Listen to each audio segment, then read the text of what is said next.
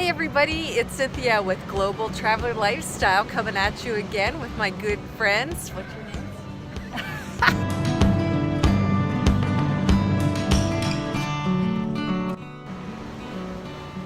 Hey everybody, it's Cynthia with Global Traveler Lifestyle coming with you with Bob and Suzi, my good friends here in Panama. They travel the globe and have seen some amazing places. They're going to share a little bit what their lifestyle looks like and how they get where they are going and some of the travel hacking secrets that they've learned. Okay, I'm Bob, And I'm Suzi. and we have chosen to live in Panama, but we travel as much and how we like. We've gotten very good at this because my wife here happens to be a very good travel planner. Backing it up just a hair, we retired 5 years ago. We had a home in New Mexico. We sold our home, and our goal was to travel, stay places 2 months, 3 months, 6 months, however much we wanted. Well, after the first year of doing that, we decided we needed a home base. It was too much to try and figure out where we were going to go next, how we were going to get there, where we were going to stay. It was hampering enjoying where we were.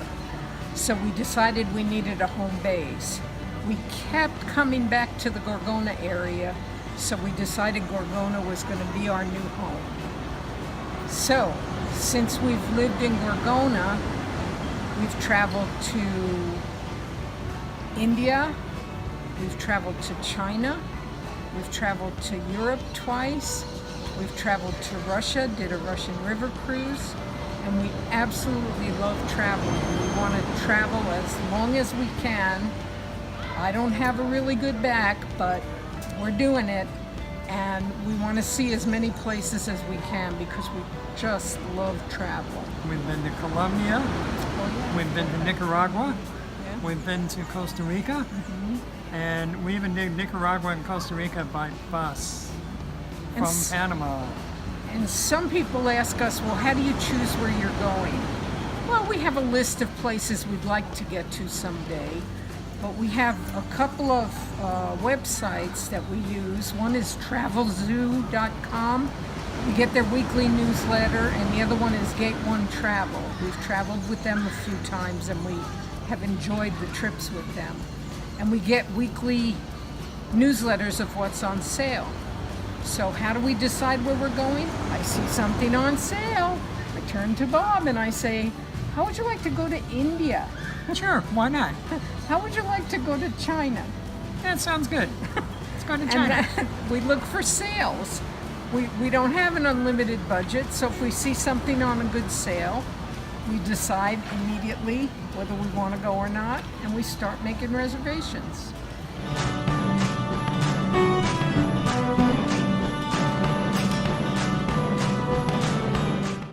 One of the tips we can give you is if you check all the websites and you find a website that says it's cheaper here, like a cruise can be really cheap on one website, go to the cruises website and check there also, because sometimes you can even get it cheaper at the website of the cruise line or the plane flight or the hotel, as opposed to all of these little apps that we have about booking and this and that and finding it that way.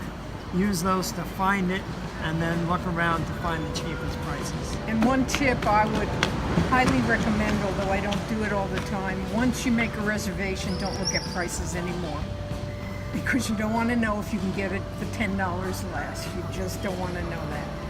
One of the biggest packing tips that we learned this last year was packing cubes. Somebody introduced us to packing cubes and I thought, nah, and we bought some, and it is life-changing for travel. You can find everything, you can sort your things, underclothes in one cube, t-shirts in one cube. They're wonderful. I highly recommend packing cubes. We've learned how to pack very efficiently. We don't take a lot of stuff that we don't need. And we've even been places where if we have to, we'll buy clothes, at least a sweater, because some days it's cold and we don't really have anything left over for cold climates. And but we bring as little as possible, and that way we have room when we go out places to buy souvenirs. Now most of our souvenirs are food because you can always eat food much better. So that way we can not have to bring it back, we eat it on the way back. When we were traveling without a home base, our catchphrase was 2 backpacks and 1 suitcase. Now we usually travel with 2 suitcases and 2 backpacks. But depending on, well, the next trip we're going on is going to be 2.5 months. Be pretty hard to get that into 1 suitcase and 2 backpacks. But we will be starting in New Mexico where our children still are. So we'll spend some time with our grandkids, and then we'll travel from there so we can leave a lot of our stuff there because we'll hit there again on our way back.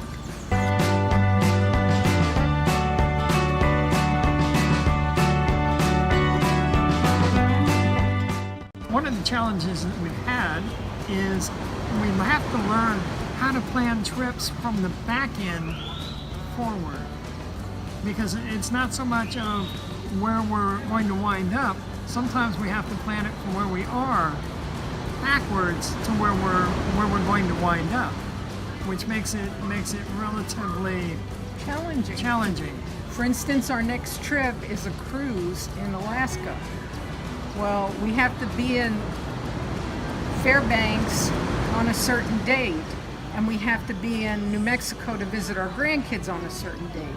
There's a lot of things we want to do in between. We need to fit them all in, but we also need to work from the date that we have in Fairbanks backwards, because the date we leave New Mexico is more flexible. All right, there you have it. We're wrapping it up with Bob and, oh no, wait, this is Suzi and Bob. Sorry, we got that all mixed up. Suzi? Yeah. What can we say? A lot of fun with the global traveler lifestyle all over the world. Great tips. Love the packing cubes. If you don't have them, I'll give you a link where you can purchase them because they are definitely life-changing. And you could probably take 2 backpacks in a suitcase in 2 months, because I did that with just 1 backpack. So thank you so much for spending time with us, telling us what it is that you do. And I'm looking forward to seeing you guys somewhere around the globe and seeing you. We'll see you on a cruise. Perfect. Chat later.